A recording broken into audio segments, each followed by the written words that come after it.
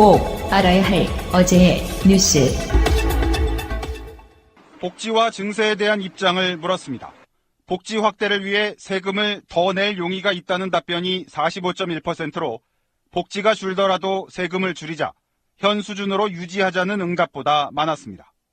우리가 조금씩 더 내더라도 이렇게 누구나 혜택을 좀 골고루 나눠받을 수 있는 이런 제도가 좋은 거구나 하는 것을 많은 분들이 더 체험을 했기 때문에 부동산 과다 보유자에게 보유세를 더 걷자는 데는 찬성이 82.8%에 달했습니다. 문재인 정부의 탈원전 에너지 정책은 찬성 응답이 40.6%였습니다.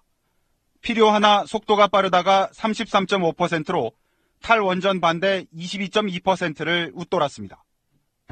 대북 정책도 현 정부 기조에 동의하는 기류가 우세했습니다. 제재와 압박을 하면서도 대화의 문을 열어둬야 한다는 답변이 60.3%로 제재 우선이나 대화 우선 답변보다 많았습니다. 2000년 남북 정상회담 이후에 남북 관계에 대한 우리 국민의 기본 인식은 대결보다는 대화 그리고 교류를 해야 된다는 응답이 항상 좀 높았습니다. 자신의 이념 성향을 묻는 질문엔 진보에 더 가깝다는 응답이 57.1%로 절반을 훌쩍 넘었습니다. 역대 최장인 추석 연휴 기간에도 서울중앙지검의 국정원 수사팀은 긴장의 끈을 놓지 않았습니다. 대부분 출근에 수사를 이어간 검찰은 구속한 민병주 전 국정원 심리전단장을 재판에 넘깁니다. 민 전 단장은 이명박 정부 당시 국정원 심리전단장으로 근무하며 민간인 댓글팀 운영을 총괄한 것으로 알려졌습니다. 이 과정에서 수십 개 댓글팀에 국정원 예산 70억 원이 투입됐는데 검찰은 여기에 국고손실 혐의를 적용해 민 전 단장을 구속했습니다. 함께 재판에 넘길 방침이던 원세훈 전 국정원장에 대해선 좀 더 조사를 벌인다는 계획입니다. 앞서 두 사람은 지난 2013년 국정원 댓글 사건에서도 함께 재판에 넘겨져 나란히 유죄를 선고받기도 했습니다. 검찰은 이번 기소로 민간인 댓글 부대 수사를 일부 마무리하고 이른바 MB 블랙리스트와 공영방송 장악 시도 등 국정원의 다른 의혹에 대한 수사에 박차를 가할 것으로 보입니다. 블랙리스트에 포함된 문화계 인사 등 30여 명도 별도의 민사소송을 준비하고 있습니다. 이들의 변호인단은 피해 사례를 종합하고 법리 검토를 거쳐 늦어도 이달 안에는 손해배상 소송을 청구한다는 방침입니다. 따라서 검찰 수사 이외에 알려지지 않은 추가 피해 사례가 나올지 또 이들이 국가와 당시 책임자들을 상대로 어느 수준의 피해 보상을 요구할지도 관심이 쏠리고 있습니다. 국군사이버사령부의 이태하 전 심리전단장은 2012년 총선과 대선을 앞두고 불법 댓글 활동을 벌인 혐의로 항소심에서 징역 1년 6개월을 선고받았습니다. 부하들이 무슨 죄가 있느냐, 그것이 내가 시킨 것이냐, 장관이 시킨 것이지라고 말한 통화 녹취록이 최근 공개된 바 있습니다. 이 전 단장은 지난달 검찰 조사에서도 댓글 활동은 김관진 전 국방부 장관의 지시였다고 진술했습니다. 또 김 전 장관이 당시 이명박 정부 청와대로부터 수시로 지시를 받았고 심리전단 활동 내용도 청와대에 보고됐다고 말한 것으로 전해졌습니다. 검찰은 특히 2012년 당시 국방부와 국정원이 거의 동일한 내용으로 대규모 댓글 활동을 벌인 점에 주목하고 있습니다. 군 사이버사령부 소속 군인들이 국정원 댓글 부대 계정에 글을 퍼나른 정황도 일부 드러났습니다. 검찰은 두 기관이 본래 성격과 다른 업무를 한 배경에 당시 청와대의 지시가 있었을 개연성이 높다고 의심하고 있습니다. 검찰은 이달 안에 김 전 장관을 소환해 청와대와의 관련성 여부를 조사할 방침입니다. 방송 중간에 좋아요를 눌러주시면 새날팀들에게 큰 힘이 됩니다. 미리 감사합니다. 트위터가 진짜 언론입니다. 자, 아직 연휴는 끝나가고 있지 않습니다. 정말 기네요. 안 기세요, 여러분들? 매일 그냥 우연히 스쳐 지나가기 힘들죠, 녹음실에. 아니요, 연휴가 빨리 지나가서 너무 슬퍼요. 음식이야, 음식? 줄어드는 거 보고 슬프고 막. 저는 연휴가 싫어요. 아, 왜요? 수입이 줄어들어요. 아, 그렇구나. 고객들이 보고 싶어요. 그렇긴 하겠다. 실제로 이런 정도 되면은 자영업 하시는 분들은 힘들 수는 있어요. 연휴라는 게. 그런 것도 어느 정도 배려가 돼야 될 것 같고. 실제로 이제 10월 4일 날 추석 지나고 그 다음 날까지가 추석 명절이고요. 나머지 분들은 나머지 여가 좀 즐기는 정도라서 연휴가 끝나는 것에 대한 두려움 가장 먼저 느끼는 게 누군지 아세요? 학교 다니는 꼬맹이들. 그러니까 연휴가 다 끝난다는 게 너무 싫은 거예요. 증후군이 생겨버려. 너무 길면. 일종의 봄에 하는 방학이 있거든요. 요즘에는 우리 집 좀 달라서 우리 때 한 달 정도 하잖아요. 진짜로 봄에 중간에 브레이크 타임이 있어요. 한 보름 정도. 그 느낌이잖아요. 아이들한테는 봄에 하는 방학 이런 느낌. 11일 정도 오면 어쨌든 간에 한 10여일 되는 연휴 중에서 거의 3분의 2 이상이 갔습니다. 안 돼. 3분의 2가 뭐야? 4분의 3 정도 갔다고 보면 되겠죠. 차례상에 음식 올리시느라 고생하신 많은 분들을 위해서 트윗 하나 읽어드릴게요. 큰곰님의 트윗입니다. 우리 친가 쪽은 고모랑 삼촌이 기독교에 빠져서 제사는 안 지냈는데 대신 다 같이 둘러앉아 손잡고 기도함. 20년 전 죽은 한국 귀신 믿기 대 2000년 전 죽은 중동 귀신 믿기. 뭐가 더 낫냐? 이게 맞아. 이거 좀 우리가 웃고 지나갈 수 없는 어떤 이게 좀 싸한 부분이 있어요. 이게 추석이나 설날은 차례라고 하죠, 우리가. 근데 이제 제사하고는 조금 다른데 이제 같은 거랑 뭉뚱그려 놓고 보면 제사를 금지하는 종교가 우리는 기독교 계통이라고 알고 있잖아요. 그런데 제사를 금지하는 게 우리나라에서만 그래요. 아니, 우리나라가 아니고 중국, 우리나라, 일본에서만. 기독교 계통이 주로 이 동양 3국에서 제사를 금지합니다. 거기에 한 숟가락 얹은 게 일본 애들이었죠. 그러니까 미신이라고 해서 조상들을, 우리는 이제 조상한테 복을 바라고 절을 하는 게 아니잖아요, 조상들에게. 사실은 돌아가신 아버지, 할머니, 할아버지들한테 잊지 않고 있는 어떤 자손의 입장으로서 효도의 연장선상으로 하고 있거든요. 그런데 그거를 귀신을 믿는다, 귀신을 믿지 말아라고 이야기를 하는 게 사실은 기독교 입장에서 보면 논리모순인 거예요. 유일신 신앙 이런 거 있잖아요. 우리 조상님들도 다 자기 외에 잡스러운 귀신으로 보는 거지. 그렇죠. 근데 기독교 계통에서는 사실은 유일신밖에 없다라고 얘기하면서 저 잡귀 귀신들을 믿지 마라고 얘기하면 논리모순에 빠지는 거거든요. 그러니까 그 빌리브 믿는다는 개념이 뭔지, 그러니까 신에 의존한다는 뜻인지, 아니면 나는 이렇게 보거든요. 그 신이라는 게 없음을 알고 있는 원래 그 핵심 코어들이 하나님이란 게 있어, 믿어 있다는 것을 믿어라, 이런 의미에 저는 믿는다 이런 개념으로 보거든요. 그래서 뭐 이런 종교 논쟁은 별로 하고 싶은 생각은 없지만 그냥 돌아가신 분을 추억하는 정도가 사실 제사잖아요. 그러니까 명절이 돌아오면 항상 그 떠오르는 논쟁 중에 하나가 예를 들어서 부모님 제사나 할아버지 할머니 제사는 제사를 지내는 대상이 명확하잖아요. 할아버지 돌아가신 날에 맞춰서 제사를 지내니까 이거 할아버지를 위한 건데, 명절에 지내는 제사는 차례라고 하잖아요. 누구를 위한 제사인가 하는 거죠, 그 대상이.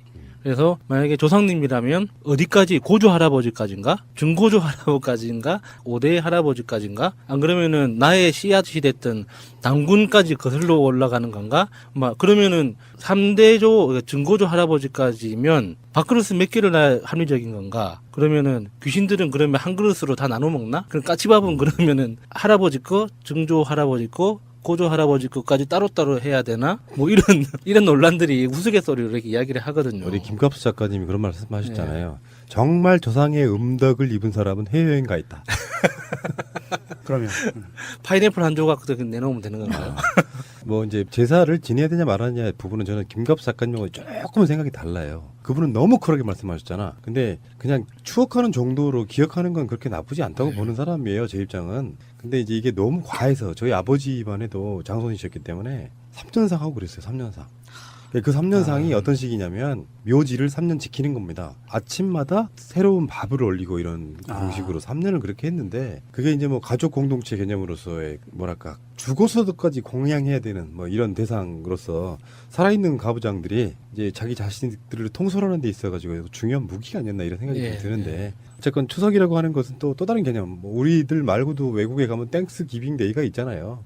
그런 거는 확실히 그런 것 같아요. 추석은 뭐 조상의 힘으로 풍년이 들어서 그 풍년에 대한 고마움으로 표시 뭐 이런 것도 있겠지만, 확실히 따지면 그런 건 있습니다. 농경사회 문화인 건 확실해요. 그러니까 가을이 돼서 온갖 곡식과 과일 이런 것들이 막 풍성하게 날 때 핑계 삼아 한번 맛있게 한번 먹어보고 이렇게 좀 즐겨보자, 이런 개념이라고 생각하시면 될 텐데, 그게 노동이 돼버리고 스트레스가 되면 안 되겠죠. 그리고 김갑수 작가님 말씀처럼 도시 사람들이 무슨 추석이 무슨 의미가 있어 사실. 그런 것도 한번 생각을 해봐야 되고요. 그 막간을 이용해서 하나 더 읽어드릴게요. 포천득님의 트윗입니다. 제사 지낼 때 선풍기 틀면 안 되고 기침 세게 하면 안 됨. 이유는 조상님 날아감. 뭐야, 존나 약하잖아. 제사나 차례 지낼 때 우리가 초를 켜놓잖아요. 향을 켜놓고. 그러면 초를 켜놓는 거는 이제 돌아가신 분들의 혼령이 올 때 길을 밝혀주는 역할을 하고요. 향은 잡귀를 쫓는 역할을 해요. 삿된 귀신들. 향이 그런 의미가 있고. 뭐 귀신이 부엌에 돼 있고 뭐 지붕에 돼 있고 다 있대. 그러니까 앞귀들 묻어오지 않게 우리 조상님들만 오게 이렇게 하는 거. 그리고 차례나 제사를 지낼 때 창문을 열고 대문도 열어놓잖아요. 그렇죠. 잘 들어오라고. 예. 그거 볼 때마다 너무 웃겨. 사랑과 영혼에서는 잘 통과하던데. 아니 이거 보통 그 영혼이 등장하는 영화에 보면은 막 벽도 통과하고 그러잖아요. 동양 귀신은 그럼 그걸 못한다는 거예요? 그러니까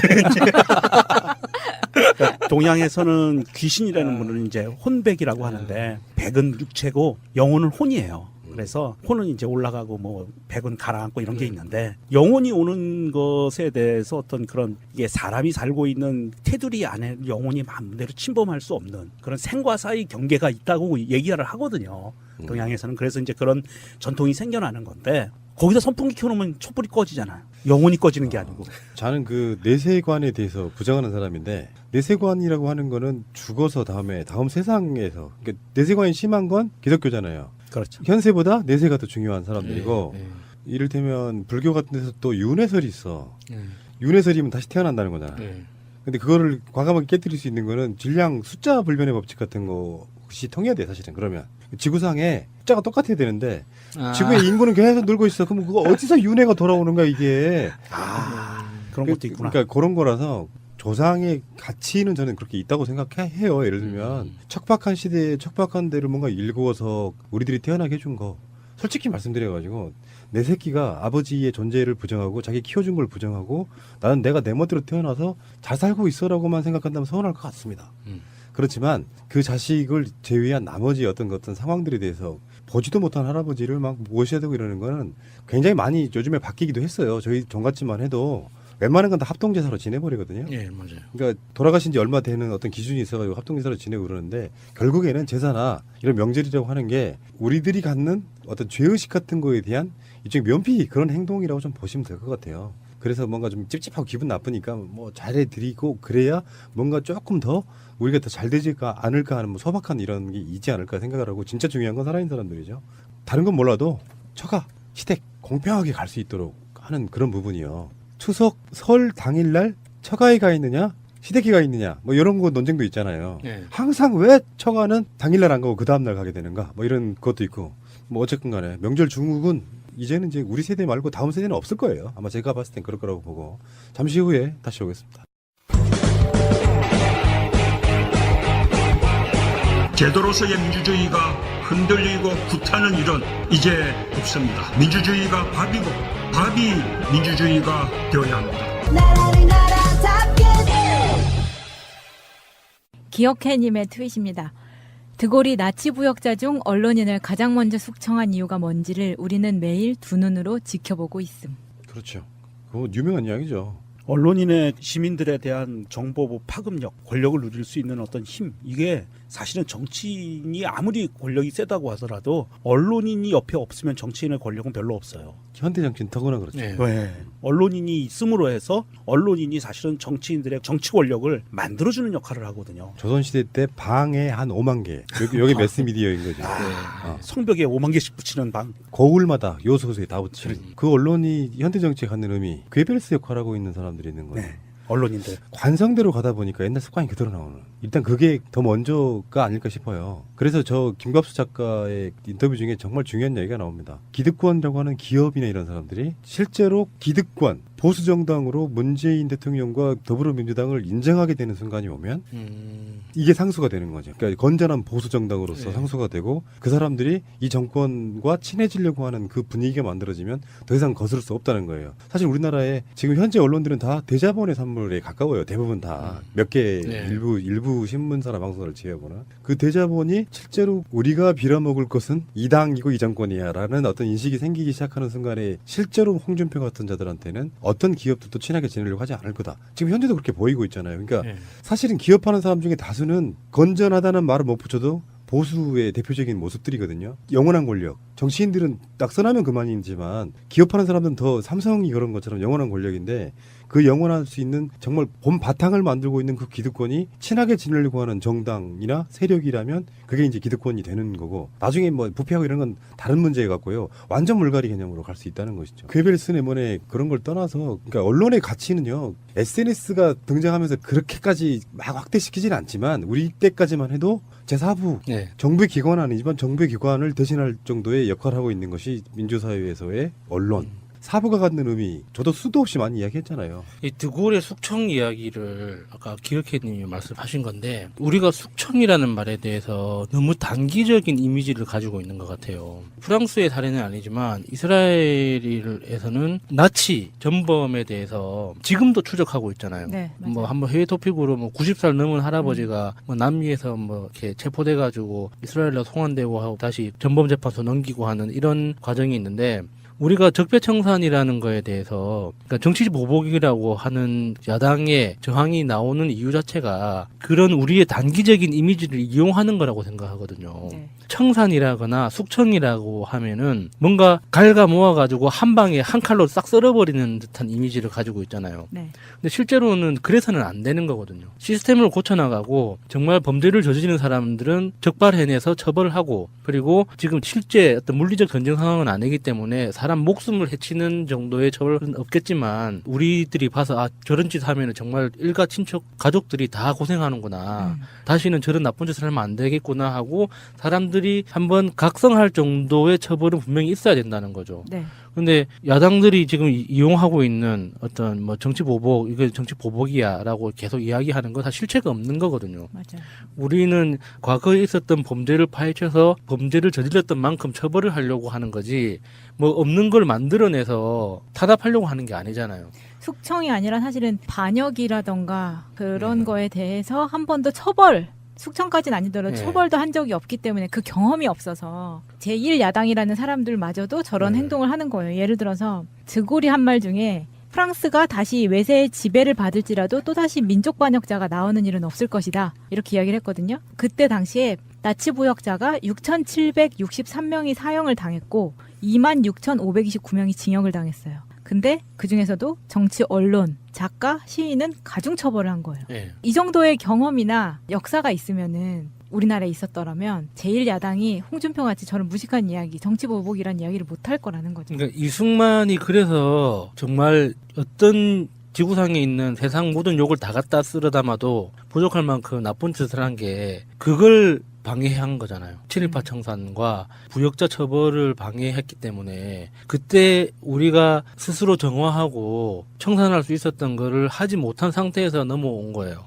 지금도 중고등학교에서 현대사에 대해서 훨씬 더 조금 가르치고 있다고 알고 있는데 제가 학교를 다닐 때만 해도 근현대사는 한 10장 내외였어요. 페이지 수로 20페이지도 채 안 되는 걸로 근대사가 훅 지나가 버렸단 말이죠. 그래서 우리 대한민국의 역사하면 고조선부터 조선 말기까지인 줄 알았어요. 근현대사에 대해서는 배운 적이 없으니까. 맞아요. 근데 나중에 내가 알고 있는 역사의식이라는 것이 근현대사가 빠져 있구나라는 걸 알고 나서 다시 공부를 시작해서 쭉 이런저런 책을 보고 여러 사람들의 강의를 들으면서 결론은 하나밖에 없었어요. 친일파 청산이 안 됐구나. 친일파 청산이 안 됐기 때문에 대한민국의 모든 문제의 뿌리가 거기 있구나. 그래서 적폐가 중요하구나라는 걸 깨닫게 되거든요. 그런데 지금 현재의 적폐 중에 가장 큰 적폐의 뿌리 중에서도 가장 깊이 박혀 있는 게 언론, 조선일보, 동아일보 이런 언론들이죠. 특히 조선일보. 어마무시하게 무서운 곳인데 그 조선일보 같은 언론 적폐가 제대로 청산되지 않았기 때문에 지금 정치 권력들이 적폐에 자유한국당을 비롯한 그런 적폐 정치 권력들이 조선일보 같은 거대 언론 장벽 뒤에 숨어서 기생한다고 봐야 돼요. 그래서 우리의 어떤 우파 카르텔 그리고 이승만에서 시작된 그런 정치적인 뿌리를 가지고 있는 새누리당류당, 자유한국당류 비슷한 그런 당류에 있는 사람들이 다 어깨 걸고 연대할 수 있는 그 뿌리를 제공해주는 곳이 너무나 지금 건강하게 잘 살고 있거든요. 그러니까 기억회님이 말씀하셨던 그 드골의 사례 이런 거에 대해서 언론이 왜 중요한가 그리고 언론이 하나도 바뀌지 않은 상태에서 정치 권력만 바뀌었을 때 정치 권력이 제대로 작동하기가 얼마나 힘든가에 대해서도 지금 그대로 보여주고 있잖아요. 맞아요. 예, 그래서 기억회님 좋은 말씀 감사드립니다. 힐링 베개가 뭔 줄 알아? 꿈나라 베개. 베개라고는 불려지지만 지금까지의 베개와는 차원이 아주 다른 치유의 역할을 하고 있습니다. 토르말린, 황토, 데르마늄목, 소나무 성분이 들어있다고 하네요. 꿈나라 베개. 충전재까지 통째로 세탁이 가능합니다. 공기 비타민, 음이온으로 숙면에 도움을 줍니다. 꿈나라 베개는 근화 신소재 제품을 온라인상에 독점 공급하는 업체입니다. 건강을 위한 선물이 최고죠. 잠이 보약이니 숙면을 선물하세요. 목과 허리를 편안하게 해주는 꿈나라 베개. 와, 셀카봉 고급스럽다. 엑서리스 셀카봉 몰라? 유희열이 꽃보다 청춘에서 사용해서 화제가 된 그 셀카봉 말이야. 셀카봉이 다 같이 뭐가 달라? 뭐야? 이거 비주얼부터 다르잖아. 싸구려 셀카봉이 아니네? 어디 싸구려랑 비교하지 마. 예술의 나라 프랑스가 만든 최고급 셀카봉이야. 난 스마트폰 말고 디카도 되는 셀카봉 있었으면 좋겠어. 엑서리스는 3kg DSLR까지 가능하단 말이야. 오. 그리고 어떤 크기의 핸드폰도 셀카 촬영이 가능하다고. 근데 이거 어디서 사는 거냐? 액션스튜디오.co.kr 또는 포털에서 엑서리스를 검색해봐. 홈페이지에서만 특가 판매 중이야. 이거 방송 준비 안 하지? 그런데 엑스레스가 뭐냐? 셀카 마니아라면 누구나 갖고 싶은 셀카봉. 럭셔리하네요. 여보, 차 안에서 담배 좀 안 피울 수 없어요? 끊으라는 말은 안 할게요. 냄새가 나서 살 수가 없어요. 내 차에서 내가 담배도 마음대로 못 피우냐? 내려! 이래서 아빠가 만들었습니다. 파파메이드. 여보, 냉장고에서 왜 이리 쾌쾌한 냄새가 나죠? 내가 냉장고 청소할 시간이 어딨어? 그래서 아빠가 만들었습니다. 파파메이드. 천연 세라믹 성분을 이용해서 인체에 전혀 해가 없습니다. 효과도 탁월합니다. 직접 사용해본 제가 보증하겠습니다. 파파메이드.kr. 탈취제라 부르기에는 미안한 새로운 개념의 탈취제 파파메이드를 검색하세요. 예, 정권 연장을 위한 싱크탱크 추석 특집 21번째 방송 시작하겠습니다. 자, 명절인데도 불구하고 명절날 한가운데 방송에 나와주신 세 분을 소개해드리겠습니다. 퀴즈맨. 안녕하십니까. 복지국가 소사이티 정권 연장 싱크탱크의 목소리의 존재감 서정우입니다. 해맑은 목소리 대표 주자. 네. 제가 전화로 홍보를 했었거든요. 홍보가 아니라 이제 감사 인사. 근데 이제 저희 회원들이 많이 계시잖아요. 수고한다고. 근데 어느 여성분은 통화 좀 더 오래 합시다 이런 분이 계셨어요. 이럴 때 그 여자분들 관절이 살살 녹는다 막 이런 상황이 나오죠. 네. 관절. 네. 환복 입고 나오셔서 감사드립니다. 역시 저분은 전통 문화를 존중하시는 분이시고요. 집에 가서 팽이치기도 하려고요. 네. 복지국가 소사이어티 운영위원장이신 우리 이상구 박사님. 예, 반갑습니다. 이상구입니다. 네, 어서 오시고요. 제가 한 번 배신하면 한 3회는 제가 갈고 갑니다. 제주도에서 올라오신 연봉 8,500. 연봉 8,500. 연봉 8,500이신 분들은 명절에 뭘 해 드시나 정말 궁금하고요. 복지국가 소사이어티 공동대표 이상희 의학 박사님. 안녕하세요. 이상희입니다. 예, 이 시대의 체계바라. 네, 감사합니다. 아이고, 명절인데요. 이 명절이라는 게 사실은 이제 아까 제가 농담처럼 연봉 8,500푼은 뭘 해 드시나 궁금하기도 하지만 정말 없는 사람들은요 명절이 되게 불편해요. 그렇습니다. 제가 한 3년 4년은 아예 고향에 안 내려간 적이 있었거든요. 그러니까 어머님 입장에 이해가 타죠. 저렇게 사업이 잘 안 돼가지고 힘들어서 못 내려오나 보다 하면 다른 자식들 다 모여봐야 자기 새끼 하나. 그게 아픈 손가락이 그러잖아요. 전화해가지고 떡국은 먹었냐, 송편은 먹었냐 이렇게 하시는데 에이 그러느니 돈 없어도 예전에 그리고 나서 제 생각이 좀 바뀌었던 게 뭐였냐면 돈 없어도 미리 말하고 내려가는 거예요. 이번에 돈 없다. 용돈 못 드린다. 대신에 얼굴이라도 뵈려고 내려간다. 그러면 다 이해해 주시고 그러니까 그게 어쩌면 더 현명할 수도 있는데 말이죠. 세 분 혹시 어렸을 때 명절 이야기 뭐 추억 지금 생각나는 거 하나씩만 좀 이야기해 보세요. 저는 개인기를 준비했습니다. 헐. 명절을 맞아. 네. 해봐요. 해볼까요? 네. 그 명절 때 되면 꼭 방송으로 하는 게 있거든요. PD님이 이렇게 한번 해주세요. 경복궁에 나가 있는 서정우 리포터 이렇게 한번 해주세요. 아, 그렇군요. 자, 지금 명절을 맞아서 굉장히 많은 분들이 고궁에 몰리고 있다고 하는데요. 지금 현재 경복궁에 나가 있는 서정우 리포터 연결하겠습니다. 네. 서정우 리포터. 네, 서정우입니다. 명절을 맞이하여 서울에 있는 각 고궁에는 시민들이 많이 몰려들어 윷놀이, 제기차기, 널뛰기 등을 열심히 즐기고 있습니다. 이런 거. 뭐요? 임팩트가 이렇게 없어. 안 비슷했나? 반전은 있어야지. 반전은 저거였습니다. 저기 장마 때도 있는데. 자, 비가 엄청나게 내리고 있는데 중랑천에 나가 있는 서정우 리포터. 네, 장마로 인하여 동부간선로로 물에 잠겨 있습니다. 물 밖으로 보이는 표지판만이 이곳이 동부간선로임을 말해주고 있습니다. 아, 틀렸다 이거. 연습을 했는데. 예, 재밌습니다. 예. 죄송합니다. 저는 저 명절이 그렇게 편한 때가 별로 없었던 것 같아요.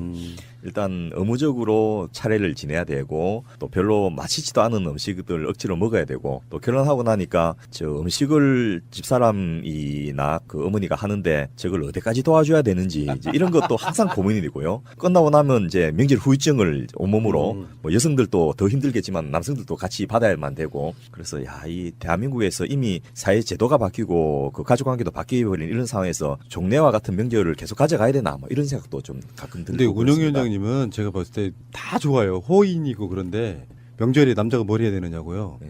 일단 내가 뭐 해준다 생각을 버리세요. 해주는 게 아니고 같이 하는 거예요. 그러니까 아주 단편적인 예를 들어서 제가 고향 내려가면은 이제 형님 집에 다 모이잖아요. 그러면 이제 나중에 음식을 다 먹고 나면 설거지감이 쌓일 거 아니에요. 그러면 이제 제 성격대로 설거지 내가 할게요라고 얘기했잖아요. 그러면 처음에 형수님이 한번 밀어내요. 아이, 뭘 그렇게 시시라고 멀리서 왔는데 그때 알겠습니다 하면 그 사람 잘못된 거예요. 그 사람도 그 사람 나름대로 A, 저도 저 나름대로 A, 뭐 이런 식의 어떤 상호작용 속에 한 번 더 밀어내고 그러면서 이렇게 적극적으로 누구나 하겠다라고 생각을 하면 하는 건데 전 붙이는 게 어렵습니까? 모르면 가르쳐달라고 하면 됩니다. 내가 할게라고 아예 하지 마. 내가 할게라고 한번 밀쳐내 보시기 시작하면 나중에는 몸이 힘들어도 같이 한다는 어떤 동질감 때문에 훨씬 스트레스를 덜 받거든요. 나 잘 모르니까 시키지 마. 그런 마음가짐으로 어떻게 되겠습니까? 그런 마음은 아닌데 이제 실제로 어릴 때 할머니한테 교육받았던 이런 그 스타일이 명절 때 남정대가 해야 될 일이 어떤 거냐 뭐 예를 들면 뭐 지방을 쓴다든지 충문을 쓰고 또 손님들 오면 접대를 하고 뭐 이런 것들을 중심으로 하고 부엌에 오면 아주 안 되는 것으로 이렇게 교육을 받았는데 이제 세상이 바뀌었잖아요. 그런데 그 교육은 아직도 머리에 남아 있고 그러니까 어느 선까지가 나의 적절한 역할인지 이제 이런 것들에 대해서 항상 고민을 하면서 명절을 보내게 됩니다. 근데 좀 약간 남자들도 좀 억울한 게요. 그 전통은 농경사회의 전통이잖아요. 그렇습니다. 그러니까 힘쓰는 거, 뭐 쌀가마니 나르고 장작 패고 뭐 땔감 해오고 뭐 여러 가지 것들을 남자들이 하고 힘쓰는 거. 그런데 현대사회로 바뀌면서 남자들의 역할이 줄어들어 버린 거죠. 그러니까 할 게 별로 없어진 상태에서 빈둥빈둥 하는 상황에 명절 중후군은 여자분들의 몫이 돼버린 거니까 땔감 장작을 패던 그 선을 전부 치는데 설거지 하는데 쓰는 게 맞다고 생각하는 거예요. 우리 대표님은 지금 명절에 어디 안 가세요? 저는 제 친가에 거의 갔죠, 매년. 그 뭐 저도 친가에 가면 저 울산인데요. 울산에 가면 이제 제사를 하잖아요. 저희들은 그거 뭐 한 시간 하거든요. 아이고 그냥 무릎 까져요. 1시간 하고 나면 허리도 아프고. 이걸 내가 그 생각이 늘 드는 생각이 그냥 다 묶어서 그냥 간단하게 좀 하지. 이거를 막 계속 바꾸거든요. 이게 조상 한 명 한 명마다 1시간을 하니까 허리도 아프고. 근데 계속 제사상이 밥 바꾸고 국 올리고 바꾸고 뭐 이렇게 하는 게 있건 절차가. 그 옆에서 여성들은 그걸 또 다 해야 되잖아요. 이게 정말 중노동이에요. 가만 보면 야, 명절이 이게 즐거운 걸 해야 되는데 맞아요. 많은 사람들에게 부담을 주는구나 싶은 생각이 드니까 야, 이게 제도나 이게 관례가 사람을 불편하거나 이제 행복하지 않도록 하는 걸로 연결된다면 이게 잘못된 거잖아요. 그래서 명절이라고 하는 것은 많은 사람들에게 편안하고 즐겁고 반가운 사람들 얼굴을 서로 보러 가는 그런 걸로 좀 가벼운 걸로 좀 바뀌었으면 좋겠다 이런 생각이 들어요. 우리 새날 추석 특집으로 나온 뭐 다른 방송에 김갑수 작가님이 그런 얘기 하시더라고요. 뭐라 그러시냐면은 이제 명절은 쉬는 걸로 하자. 그러니까 제 말이 그 말이에요. 쉬는 걸로 해서 명절이 일이야 일 좀 이게 기쁨이 돼야지 부담스러우면 안 된다. 그것도 지금 연휴가 10일이나 되다 보니까 이런 게 있거든요. 제가 그 연예인들 가족들 리얼 다큐로 보여주는 걸 정말 싫어해요. 왜 그러냐면은 일반인 아이들 입장에서 보면 왜 우리 집은 저렇게 못 살지 하는 이런 어떤 마음이 생길 수 있잖아요. 마찬가지로 연휴가 10일이나 되면요 쉬는 건 좋은데 쉬는 것도 사실 돈이잖아요. 쉰다는 게 집에서 뒹굴뒹굴 하는 게 아니고요. 현대사회에서는 여행이라도 가야 되고 뭔가 어디 여행까지는 아니더라도 하다못해 무슨 뭐 놀이공원이라도 좀 가야 되고 요렇다 보니까 오히려 부담스러워서 너무 긴 것도 좀 싫더라. 일주일에 5일 일하고 뭐 이틀 쉬는 거 물론 그것도 못 하시는 분들이 있겠습니다만 기본적으로 잘 쉴 수 있게끔 만들어주는 게 진짜로 복지국가가 아닌가 이런 생각도 좀 해봅니다. 유럽에서는 휴가를 한 달씩 하는 것이 특별한 게 아닌 나라가 많거든요. 우리나라는 이제 아마 처음으로 열흘 연속되는 휴가를 맞아보는 것 같아서 이번 추석 연휴가 새로운 국민들에게 경험을 좀 주는 계기가 되지 않겠나 싶습니다. 자, 그러면은 우리 퀴즈맨 통해 가지고 공지 한번 듣겠습니다. 네, 추석을 맞이하여 퀴즈를 건너뛰고 공지를 하겠습니다. 저희가 복지국가 아카데미가 있고요. 정책 아카데미, 그다음에 또 하나 창립 10주년 행사가 있거든요. 열심히 홍보하고 있습니다. 두 분께서 홍보해 주시겠습니다. 이제 추석 연휴 끝나고 나면 다시 또 대한민국이 복지국가로 가는데 우리 깨어있는 시민들이 함께 또 참여하고 고민하는 그런 계기가 마련돼야 되겠죠. 그래서 복지국가 정책 아카데미 저희들이 이제 개설을 했습니다. 복지국가 소사이어티와 민주당 박주민 의원실이 함께 만들었는데요. 여러분들께서 관심을 가지시고 수강생으로 참여해 주시면 굉장히 유익한 시간이 될 것 같습니다. 매주 수요일 날 강의가 이루어지는데 저녁 시간에요. 10월 18일부터 시작됩니다. 자세한 내용은 복지국가 소사이어티 홈페이지를 참고하시면 되겠습니다. 여러분께서 함께 해주시면 문재인 정부가 복지국가의 문을 활짝 여는데 큰 힘이 될 것이다. 저는 이렇게 생각합니다. 고맙습니다. 한 달이 남았습니다만은 복지국가 소사이어티 10주년 기념식 겸 후원의 밤. 그런데 그 내용을 저희는 복지국가 10주년 성과 보고대라고 이렇게 잡았는데요. 도대체 문재인 정부의 정책적 기조, 철학적인 근거가 되는 복지국가의 내용, 소득주도 성장이나 밥이 곧 민주주의고 민주주의가 곧 밥입니다. 이런 내용들이 어떻게 만들어졌는지 지난 10년 동안 복지국가를 만들기 위해서 노력해온 그런 분들이 나오셔서 직접 자기들의 역할과 기여들을 설명해드리고 그보다 더 중요한 것은 앞으로 문재인 정부를 넘어서서 정권 재창출과 정권 연장을 통해서 만들어가야 될 구체적인 대한민국의 모습, 그것이 바로 저희는 복지국가라고 생각하는데 그런 모습을 누가 어떻게 만들 것인지 이런 내용을 여러분이 볼 수 있는 좋은 계기가 아닌가 싶어서 서울에 가까이 계신 분들 또 경기도 일원에 계신 분들은 꼭 오셔서 한번 둘러보시고 직접 오진 못한다 하시더라도 이 마음을 모아주시기를 부탁드립니다. 11월 2일 목요일입니다. 7시에 국회 헌정기념관 대회의실에서 복지국가 10주년 성과보고대회를 합니다. 예. 정치개혁, 검찰개혁, 사법부개혁, 국정원개혁, 선거제도개혁 그 모든 개혁의 목표가 무엇이라고 생각하십니까 여러분은? 사실은요. 결국에는 복지국가로 가기 위한 계획이에요. 잘 생각해보면. 저희 단체 행사에 걸맞게 스웨덴 대사님을 지금 초빙하고 애쓰고 있습니다. 오실 것 같아요. 예, 그분이 오시는 사이에 잠시 후에 오겠습니다. 새가 날아든다는 여러분들의 하트를 먹고 삽니다. 잊지 않으셨죠? 에피소드 제목을 누르고 플레이가 되면 오른쪽 위에 하트를 꾹 눌러주세요. 오늘도 감사합니다. 더 많은 분들이 들을 수 있도록 하트 꼭 눌러주세요. 우리 이제 의사 선생님들이 어떤 의료적인 이야기도 좀 해주실 것 같고요. 근데 사실 올해 추석은 좀 늦은 편이죠. 보통 때보다는 뭐 한 2, 3주 늦는 경우도 좀 있고. 예. 그러다 보니까 저희들 방송할 때도 마찬가지로 낮에는 좀 덥고 밤에는 춥고 일교차가 엄청 커지기 시작했습니다. 근데 일교차가 커지기 시작하면 필연적으로 병원에 사람들이 오죠. 예. 감기? 독감. 근데 감기하고 독감하고 뭐가 다른지 알아요, 우리 권 PD? 그래서 제가 그걸 질문하려고 그랬어요. 감기랑 증상이 비슷하니까 독한 감기, 독감을 부르지만 사실 완전히 다른 거죠. 그렇습니다. 네. 독감은 인플루엔자 바이러스가 원인인 질환으로요. 38도 이상의 고열이나 오한, 또 심한 근육통이나 두통 이런 것이 특징이고 나중에 기침, 가래 등 호흡기 증상이 동반되면서 폐렴 등 합병증으로 갈 수 있는 확률이 굉장히 높은 중증 질환이 될 그런 질환이고요. 감기라는 것은 그 리노바이러스나 코로나 바이러스 같은 다양한 바이러스에 의해서 생기는데 가볍게 콧물이나 기침, 인후통 등 그 상기도 감염 증세가 앓다가 지나가는 것들이기 때문에 감기하고 독감은 근본적으로 원인 바이러스 자체가 다르다 이렇게 이야기를 할 수 있겠습니다. 저번에 왜 그 한참 나라를 떠들었던 신종플루. 예. 그것도 일종의 독감 일종인가요? 그렇습니다. 그러니까 옛날에 이게 독감이 스페인에서 스페인형 독감 이런 게 있었는데 그때 사람들 진짜 수십만 명이 죽었어요. 스페인형 독감 같은 경우에. 완전 새로운 유형의 바이러스가 딱 생겨버린 거예요. 우리 몸은 그걸 못 견뎌내는 거예요. 그래서 이제 그게 우리 몸에 적응이 좀 될 만하면 그럼 여름이 또 변종을 일으켜요. 그래서 독감도 이제 변종을 일으키는데 그런데 독감보다 훨씬 더 변종이 많은 게 감기예요. 그래서 감기는 예방을 못 해요. 백신이 없어. 감기 예방 접종 이런 건 없는 거예요. 이 코로나 바이러스 같은 경우는 워낙 변종이 많아요. 그래서 어떤 한 균주를 가지고 그걸 가지고 백신을 만들어 놓잖아요. 그럼 이제 균주가 또 다른 걸로 변형을 해버리니까. 그러니까 감기는 이게 예방이 불가능해. 그래서 우리 일생 동안 우리는 감기는 극복할 수가 없다. 그런데 독감은 예방 접종을 하잖아요. 독감은. 왜냐니까 변종이 덜 일어나요. 그러니까 최근 몇 년 사이에 일어났던 독감 그 종자들 있잖아요. 그 균주. 그걸 몇 개를 섞어가지고, 이 예방접종약을 만들면 대부분은 그 범위 속에 있어요. 그러니까 한 70 내지 90% 정도 예방효과가 있는 거예요. 한 10명이 있으면 10명 중에서 한 7명, 8명, 한 8명 정도는 예방이 되는 거예요. 한두 명만 걸리는 거야.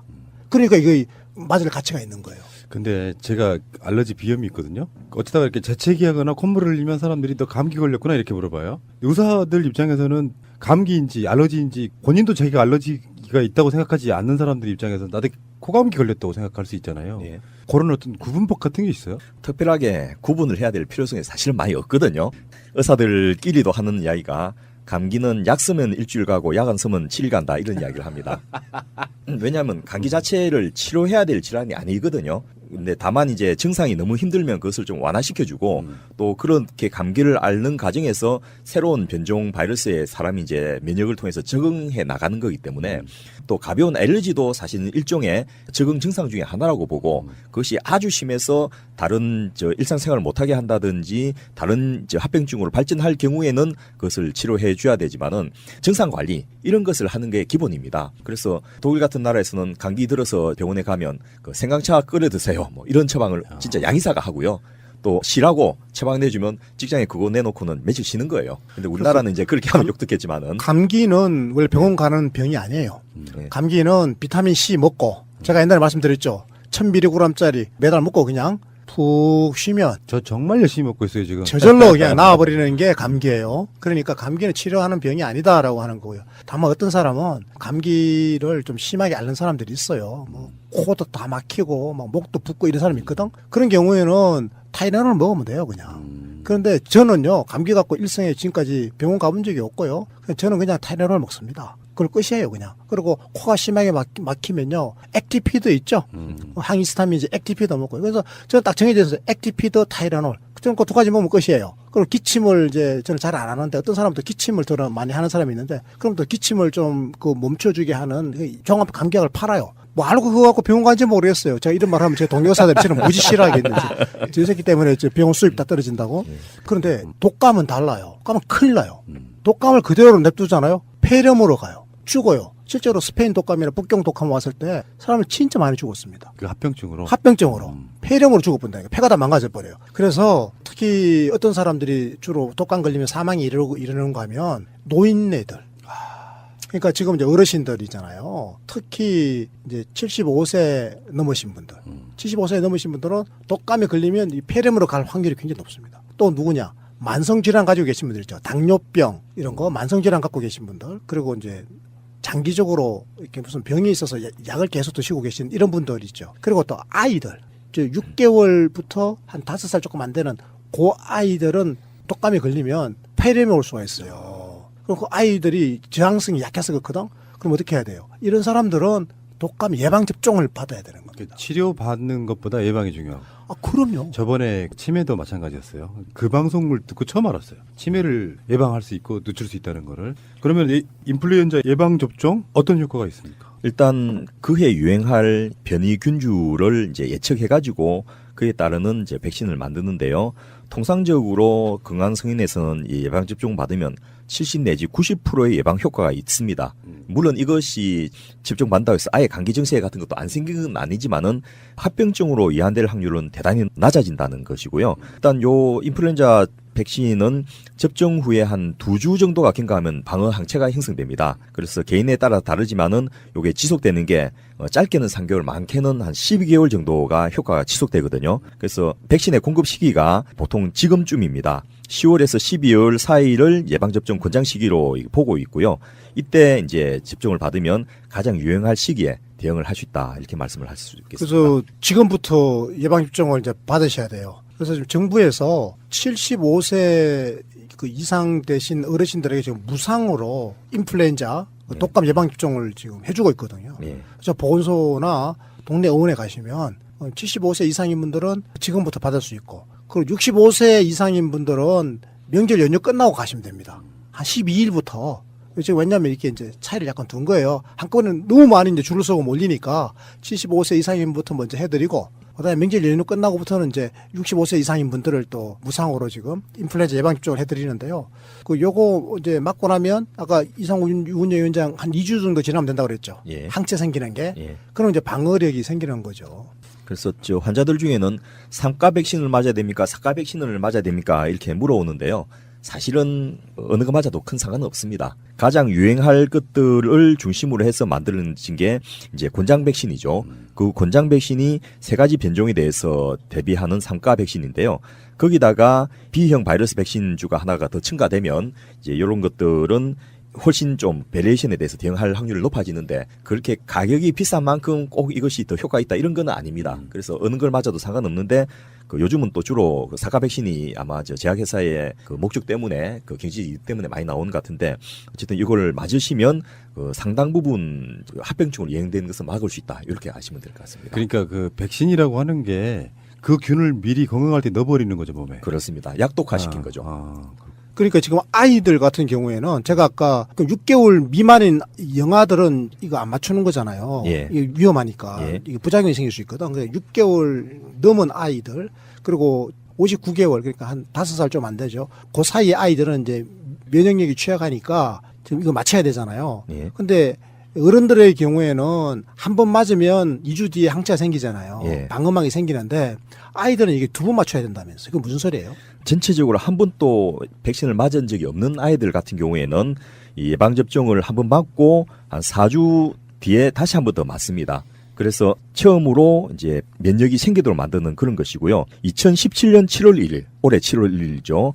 이전까지 백신을 2번 이상 맞았던 아이들 같은 경우에는 이제 상당한 항체가 몸에 남아있을 거라 생각해서 한 번만 더 맞히면 되는 것으로. 근데 그렇게 한 번도 맞은 적 없는 아이들 같은 경우에는, 또는 한 번만 맞았던 아이들 같은 경우에도 2번을 더 맞히는 것으로 이렇게 되어 있습니다. 이상우 운영위원장은 맞았어요? 예방접종? 저는 이런 환자들을 많이 봐야 되는 직종이기 때문에 맞는 적응증 대상자가 됩니다. 왜냐하면 제가 감염되면 다른 환자들에게도 감염시킬 수 있기 때문에. 근데 아직은 제가 바빠서 못하고 있고요. 지금 맞아야지 그거. 그렇습니다. 저도 해야 될 대상입니다. 자, 그래서 여러분들 이제 의사 선생님들이 말씀해 주시는 것처럼 미리미리 예방 접종 맞으시고요. 건강한 성인이 아닌 경우에는 이것들이 치명적일 수 있다는 거 꼭 알고 계셨으면 좋겠습니다.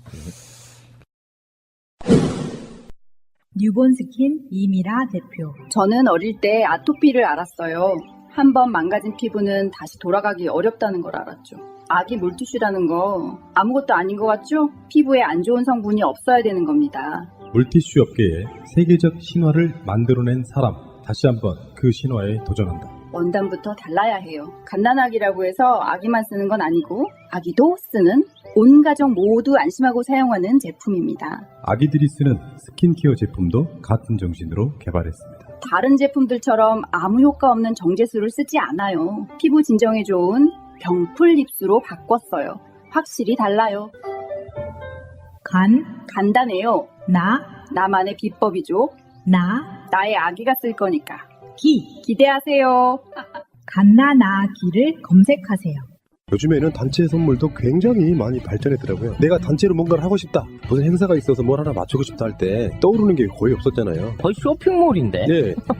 아이디어 상품들이 많네. 이분들처럼 다양한 물건이 있는 곳이 없어요. 정말 그러네. GALLERY 갤러리 gift.co.kr 1666-5404. 오, 싸고 영싸네. 감동스러운 게 이거네요. 사이트에 등재되지 않은 상품이나 국내에 없거나 세상에 없는 상품도 개발 제작 가능하답니다. 대단한데? 단체 선물은 갤러리 기프트였습니다. 제가 이런 것도 한번 질문을 드리고 싶은 게, 정말 아무 생각 없이 무슨 뭐 정치 방송하다가 대권 주자가 없다는 표현을 우리가 불임정당 이렇게 표현 그냥 했어요. 언론도 그렇게 쓰길래. 근데 항의 메일들이 굉장히 많이 왔어요. 나는 정말로 불임 또는 난임 부부다. 예. 그런 표현을 어떻게 그렇게 쉽게 쓰느냐 이런 건데 실제로 이걸 난임이라고 부르는 게 맞죠. 불임이란 표현보다는. 예. 난임 대상자가 굉장히 많다면서요, 생각보다. 그 우리나라는 작년에 22만 1000명 정도가 난임 치료의 대상자로 보고가 돼 있고요. 지금 연간 100만 명 태어나던 베이비붐 세대가 노인이 되는 이 시점에 지난 회에도 말씀 나눴지만은 이제는 40만 명 이하로 아이들이 태어나고 있기 때문에 갖고 싶고 아이를 키우고 싶은 부부들은 낳을 수 있도록 해주자. 이렇게 해서 정부가 적극적으로 난임 시술에 대한 건강보험 보장을 시작을 했습니다. 그러니까 낳고 싶어도 못 낳는 분들. 근데 예. 의료적으로요 또는 국가가 이것을 지원해주면 실제로 아이를 갖게 될 확률이 높아지나요? 굉장히 많이? 이제 난임의 원인과 종류에 따라서 다른데요. 그렇게 잘 안 생기는 분들 경우에도 이 아주 나이가 많다든지 이런 분들은 건강보험 급여에서 제외를 시키거든요. 왜냐하면 고위험 임신이 됐을 우려도 있고 또 실제로 효과가 낮을 우려도 있고 막 이런 여러 가지 이유 때문에 성공 확률이 너무 떨어지니까 예. 그러니까 44세까지 만 44세 여성 기준으로 그때까지만 건강보험 적용을 해주거든요. 그래서 45세가 되면 건강보험 적용 안 되는 거죠. 왜냐하니까 45세 넘어가면 아까 이상구 운영위원장 말씀하신 것처럼 임신이 되더라도 기형아가 태어난다든지 하는 그 의학적 위험이 굉장히 높고 그리고 실제로 임신될 확률이 1% 미만이에요. 그러니까 성공 확률이 너무 낮은 거예요. 그러니까 국가가 이제 성공 확률 낮은데 공적 돈을 쓸 수는 없잖아요. 근데 그거 그렇게 하시는 분도 얼마나 된다고 그냥 계속 놔두지. 그런데 그 집착하시는 분들이 또 있을 수가 있어요. 몇 번 실패하다 보면 또 계속 집착을 하고 더 시도하고 싶어하고. 옛날 분들도 그럼 뭐 이렇게 흔히 말해서 이렇게 고령 임신 예. 뭐 이렇게 표현하잖아요. 예. 그거 때문에 실제로 기형아가 나올 확률이 그렇게 높아집니까? 그게요. 그 예를 들어서 뭐 20대에 아이를 하나 낳고 30대 하나 낳고 또 40살에 하나 낳고 45살에 또 한 네 번째 애 낳고 옛날에는 그랬잖아요. 근데 지금 이 경우는 아예 난임이라서 아이를 낳지를 못했던 사람이죠. 아이가 없는 거예요. 그러니까 지금 40대에 첫 번째 아이를 낳는 거죠. 이 경우에는 굉장히 의학적으로는 이제 위험할 확률이 높으니까 그래서 지금 그렇게 정부가 만 44세까지만 기회를 주는 걸로 이렇게 했는데 여기에 대해서도 뭐 또 일부 좀 문제 제기가 있긴 있습니다. 그리고 산모한테 이게 상당히 좀 피해가 큽니다. 왜냐하면 배란을 촉진시키고 이렇게 하려면 호르몬을 투여를 해야 되는데 나이가 많아지면 그런 것들도 부작용을 일으키는 확률이 높아지기 때문에 제한을 두고 있는데 어쨌든 돈이 없어서 가난해서 또 몰라서 못하는 분들에게는 기회를 드리자. 정부가 결혼 안 하겠다는 사람을 억지로 결혼시킬 수도 없고 또 아이를 안 가지겠다는 사람을 아이를 낳으라고 강요할 수도 없는 상황에서 결혼도 하고 아이도 낳고 싶다고 하는 분들에게는 경제적 이유 때문에 그걸 못하도록 하는 것은 안 되지 않느냐 이렇게 해서 옛날에는 1회 시술당 300 내지 500만 원 들었는데요. 그것을 전액 본인이 부담해야 됩니다. 그런데 지금은 체외 수정 같은 경우에는 한 49만 내지 57만 원, 또 인공수정 같은 경우에도 8만 원 정도만 부담하면 시술을 받을 수 있도록 정부가 보장을 하고 있습니다. 그러니까 본인 부담이 30%죠. 예. 전체 발생하는 비용의 30%를 본인이 부담하면 나머지는 이제 건강보험이 부담하는 걸로 그렇게 돼 있습니다. 그러면 올해 지금 추석 연휴를 지나고 있는 10월 달부터 그게 가능하다는 얘기예요? 10월 달부터 이게 실시하는 거예요. 야. 그러니까 10월 달부터 이제 이게 바로 실시되는 거니까 연휴 기간 동안에 잘 좀 생각해 보시고 한번 시도해 보자. 그러면 이제 맞습니다. 특히 30대 후반쯤 되면 사실은 포기하신 분들이 많더라고요. 제 아는 지인들 중에서도. 왜냐니까 이게 늦게 결혼을 많이 하거든요. 맞아요. 뭐 36, 7에 결혼했는데 부인의 나이가 이제 40살쯤 다 돼 가는데 몇 년 살았는데 애가 안 생기잖아요. 그럼 거의 뭐 이제 실험실은 포기를 하더라고요. 저는 이제 시도를 해볼 필요가 있다 이렇게 생각을 하고요. 근데 이 본인 부담 30%만 지원해 주는 거 한 예. 번으로 끝나는 거 아니죠? 예, 체수정은 최대 7번까지 보장을 해주고요. 인공수정은 최대 3번까지 보장을 해줍니다. 7번이면 성공 확률이 굉장히 높아요. 7번이면. 그러니까 제가 제 인생을 딱 구분할 때 아이를 낳고 나서와 낳기 전 이렇게 구분하는 게 있거든요. 저만 특별히 뭐 자식에 대한 사랑이 깊은 게 아니라 보통의 부모들은 대부분 다 그렇게 생각하는데 그 자녀 하나 갖고 싶다라고 하는 그 열망들을 국가가 안아서 부담을 확실히 줄여주겠다. 이건 굉장히 좋은 정말 국가가 잘하는 것 같고요.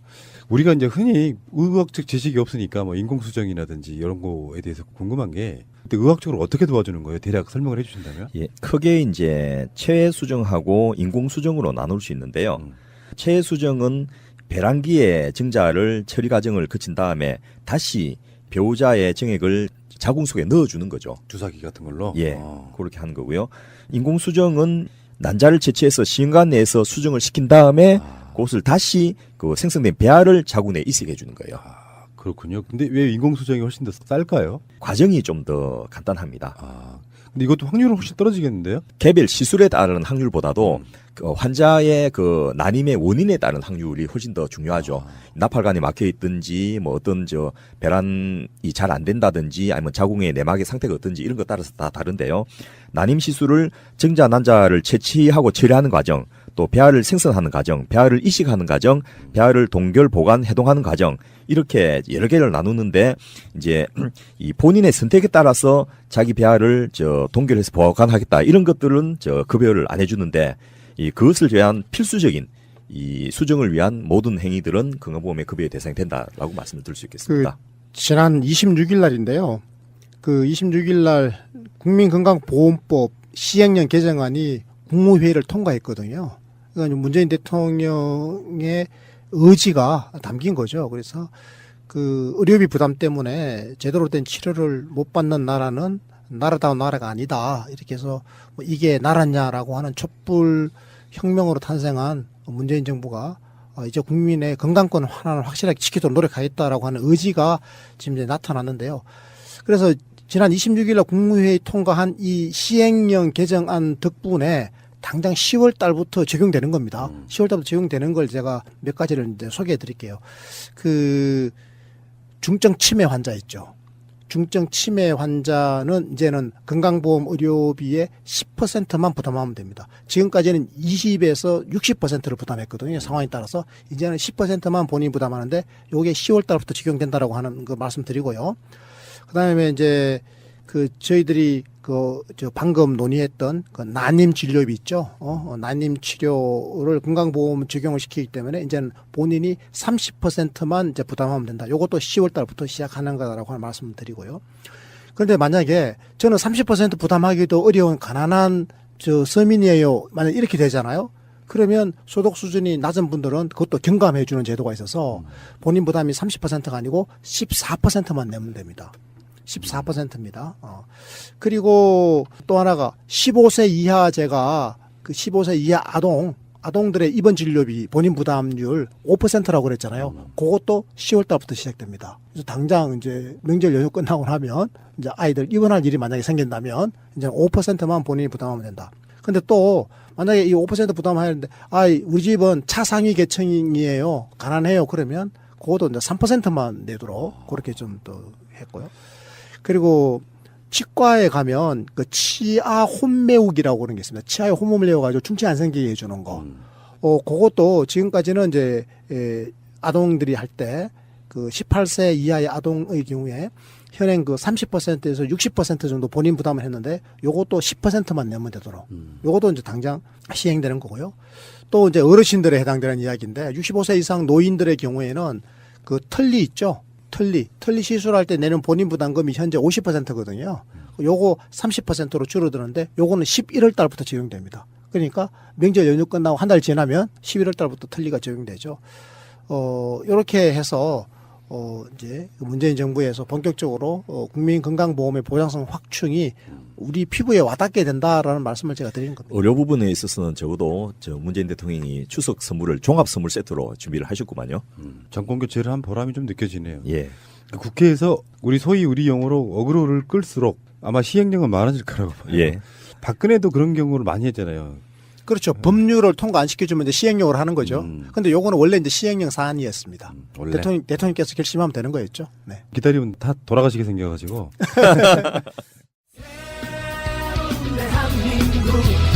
완전한 대한민국 문재인과 손잡고 다시 하는 우리 대한민국. 끊지 마세요. 끊지 마세요.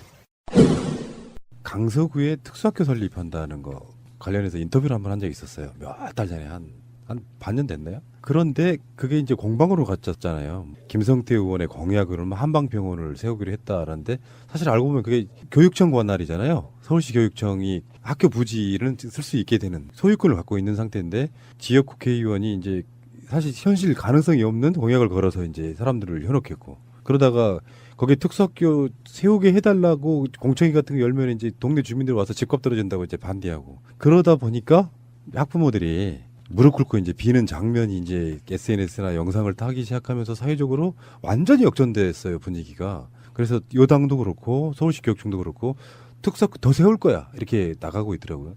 이것도 사실은 복지 영역 중에 하나 아니겠습니까? 그렇습니다. 실제로 지금 장애인 문제는 우리나라에서 뿐만 아니라 세계적으로도 심각한데 장애인이 기피 시설이 되는 나라는 OECD 국가 중에는 사실 그렇게 많지는 않거든요.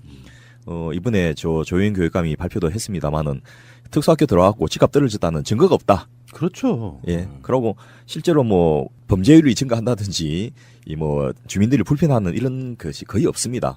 예를 들어서 그때 그 해당 학부모님들이랑 저희들이 인터뷰했을 때 나오던 이야기가 특수학교가 설립되면요 학교 밖으로 방치하는 경우는 한 명도 없다는 거예요. 예. 대부분 다 등하굣길에 차 타고 들락날락하기 때문에 학교 밖에서 그 친구들을 만나게 될 경우는 거의 없다.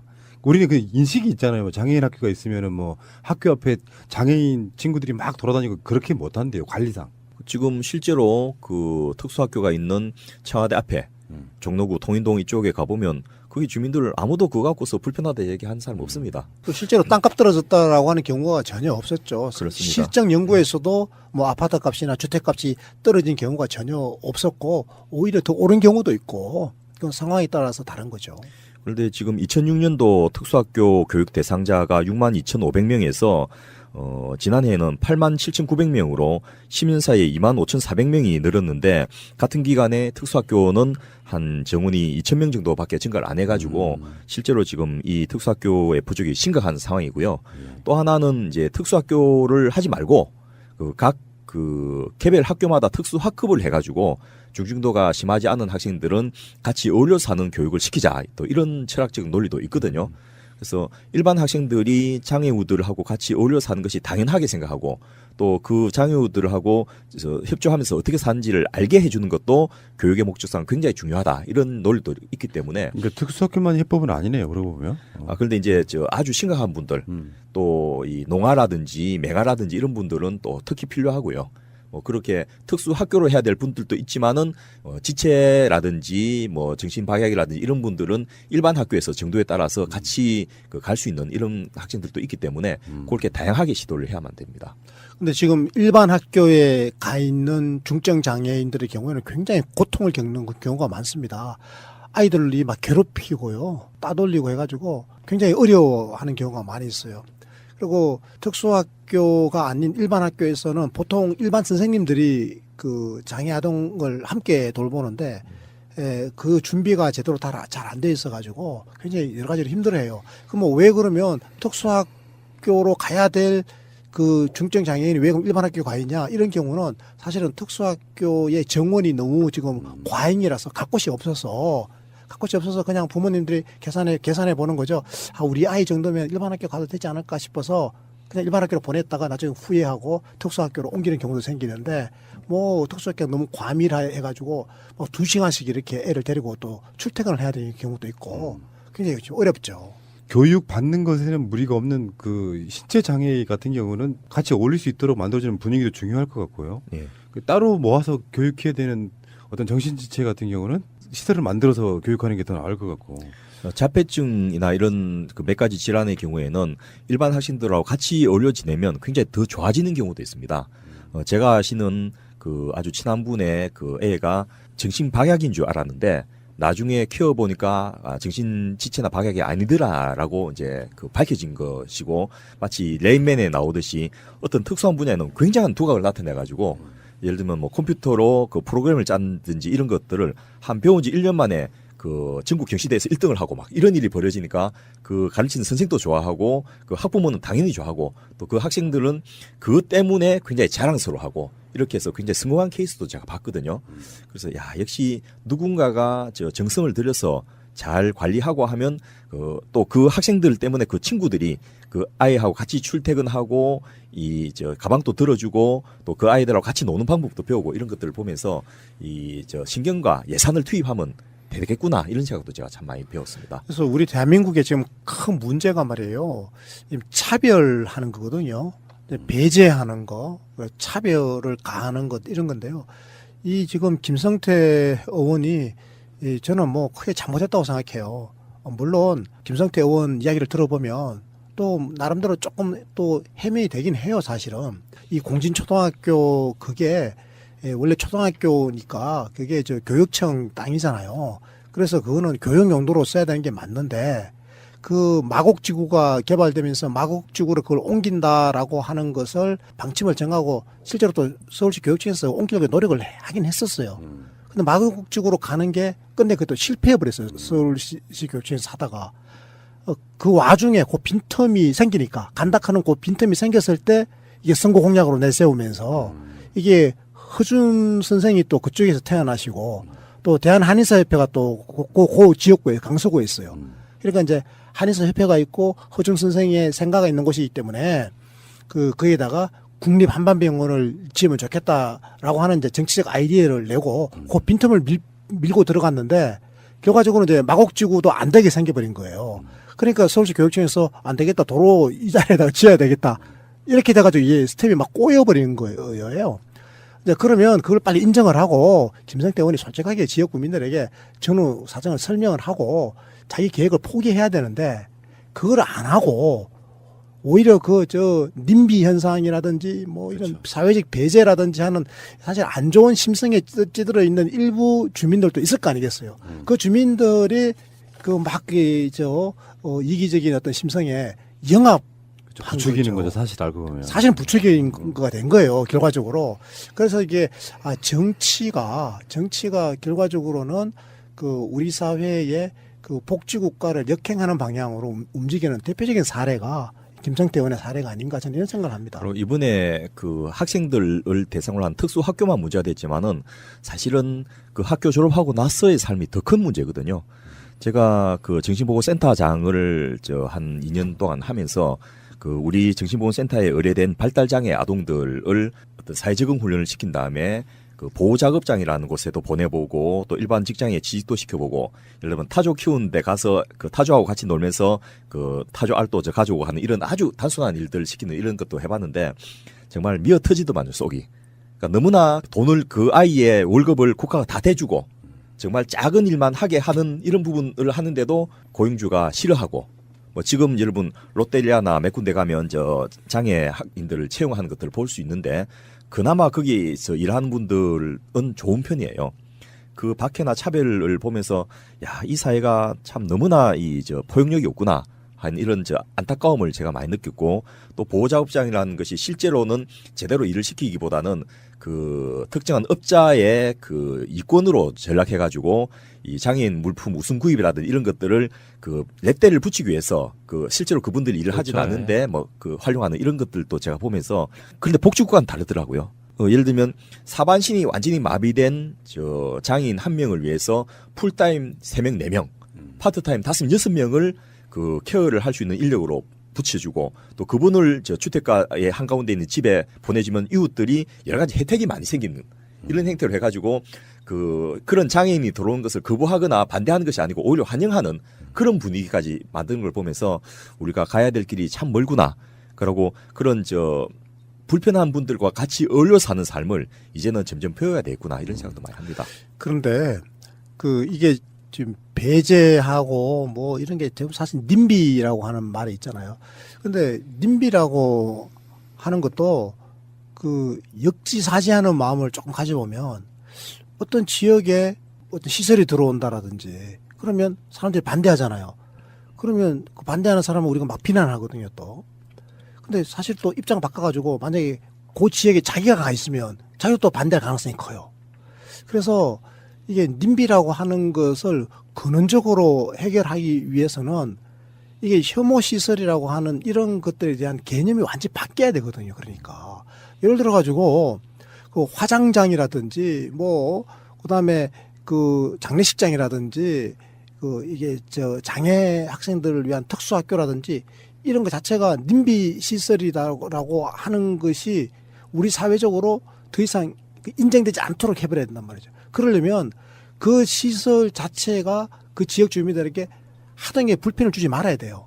시설을 아주 고도화해야 되는 거예요. 그리고 그 시설이 들어서게 되면 그 지역 주민들이 더 오히려 혜택을 볼 수 있도록 하는.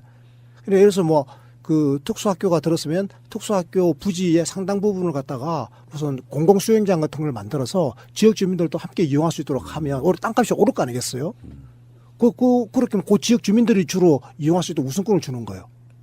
그런 식으로 해가지고 이걸 님비라고 하는 개념을 우리 사회가 없애야 돼요. 그러려면 어떻게 되는가 하면 비용 부담이 늘어나요. 특수학교 하나씩 짓는데 100원 들 게 이제 130원, 140원 이렇게 돈이 많이 들어가야 돼요. 그러면 그 30원, 40원, 40% 비용도 들어가는 거 있잖아요. 이건 우리 사회가 배제를 해결하기 위한 비용으로 지불해야 되는 거예요. 저는 그렇게 하자는 겁니다. 선진국들요, 복지국가들 다 그렇게 하고 있어요. 그러니까 이거는 사회 전체가 감당해야 될 몫이다. 근데 그거에 대한 인식이 없는 거예요. 소수자일지라도 그들이 어떤 인간으로서의 존엄을 같이 대우받고 살 수 있게 하려면 우리도 뭔가를 한 발짝 양보를 해야 되는데 내 울타리 안에 뭔가 비정상적인 게 들어오는 꼴을 못 보는 요 마인드를 정치적인 같은 느낌을 갖고 있는 사람들이 같이 연결시켜서 묘하게 말아버리니까 어떤 자기 욕망의 분출로 되고 그리고 그 손가락질하고 그러니까 이게 SNS나 뉴스 같은 데를 타면서 무릎 꿇고 있는 엄마들 보고 있으니까요. 인간적 모욕감이 좀 들어서 나중에는 이제 서울시 교육청에서도 오히려 더 만들겠다고도 하고요. 지금 개수를 더 늘리겠다고도 하고 거기는 무조건 짓는다고도 하고 민주당 정치인들도 특수학교 많이 더 지어야 된다고 하고 있고 전화 이복은 된다고 보는데 사회적 분위기는 또 하나 생각하셔야 될 게 우리나라는 심각한 고령화와 저출산 사회지 않습니까? 노동력이 부족하거든요. 그런데 우리나라에 460만 명이 넘는 장애인들이 있는데 이분들 중에서 장애 등록을 하는 인구가 한 200만도 안 되고요. 또 실제로 경제활동을 하고 직장에 취직해서 일하는 사람 숫자가 너무 적습니다. 굉장히 중요한 젊은 노동력들이 사장되고 있거든요.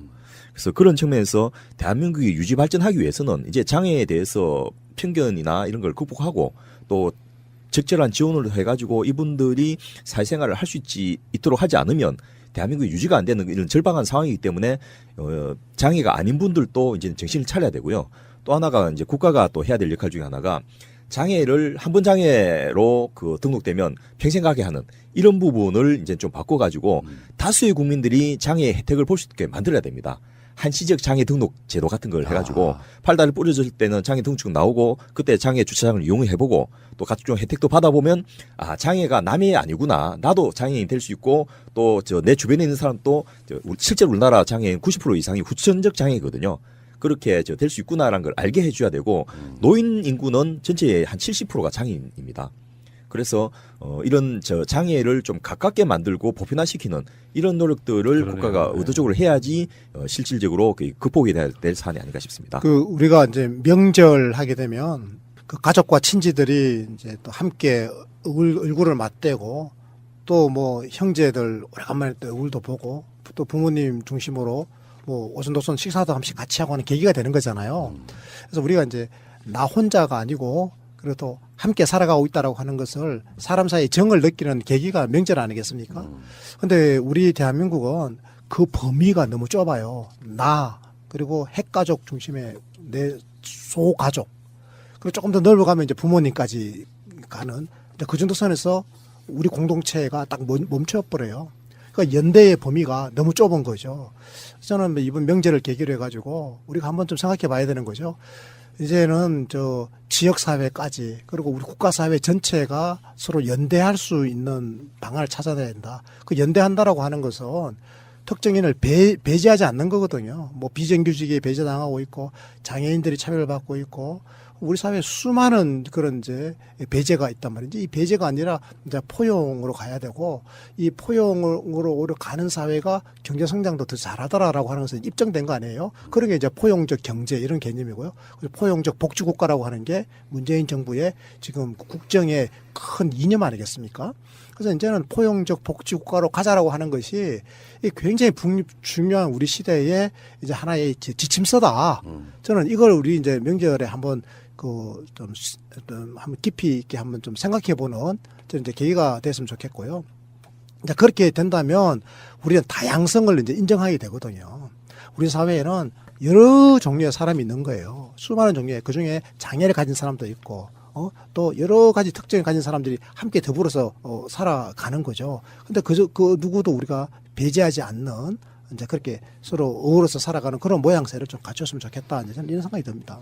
친한 친구, 사회에서 만난 친구긴 한데 친구 중에 몸이 좀 불편한 친구가 하나 있어요. 그 친구가 워낙에 익숙해지다 보니까 장애라는 인식이 없어요. 좀 불편하겠다. 네가 좀 불편하겠다. 이 정도지.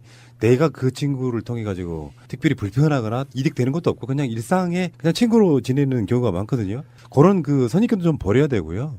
그게 요즘에 나오는 말 중에 이제 뭐 틀림과 다름 이야기 하잖아요. 그 사람은 나에 비해서 틀린 게 아니고 나와 다른 사람일 뿐 똑같은 사람이라는 걸 인정하면 복지국가에는 저는 그렇게 보거든요. 정부의 시스템적인 거 중요하죠. 법도 중요하고 예산도 중요한데 가장 중요한 건 사람들의 생각이 바뀌는 거더라고요. 그럼요. 근데 바로 그거예요. 권 PD 정말 똑똑해요. 사람들의 생각이 바뀌어야 되는 거예요. 지금 저 보세요. 김성태 의원하고 그 김성태 의원과 함께 한방병원 지어야 된다고 그 장애인 아이들의 그 엄마들을 무릎 꿇린 바로 그 사람들요. 근데 그 사람들이 사실은 저일 수도 있고 우리 권 PD일 수도 있어요. 우리 마음속에 다 그런 모습이 다 있는 거예요. 우리 이걸 이제 바꿔야 되잖아요. 바뀌어야 되는데 근데 이걸 바꾸게 하는 계기가 필요해요. 그 계기가 바로 제도예요. 제도가 좋아지면요. 우리가 거기에 적응합니다.